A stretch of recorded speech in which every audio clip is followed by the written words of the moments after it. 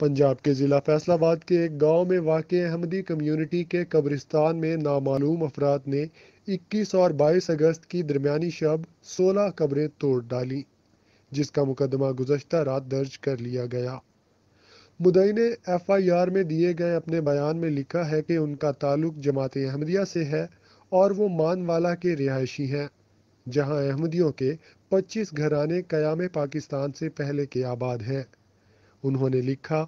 یہاں احمدی عرصہ دراز سے امن و امان سے رہتے آئے ہیں اور ان کے قریبی رہائشیوں کو ان سے کبھی کسی تکلیف کا سامنا نہیں کرنا پڑا۔ مدعی نے واقعے کے حوالے سے اپنے بیان میں کہا ہے کہ 21 اور 22 اگست کی درمیانی شب علاقے میں واقع احمدیوں کے قبرستان میں موجود قبروں میں سے 12 پر نامعلوم افراد نے توڑ پھوڑ کر کے قبروں کی بے حرمتی کی۔ اس واقعے سے ہمارے جذبات مجروح ہوئے ہیں اور احمدی گھرانوں میں خوف و ہراس پھیل گیا ہے۔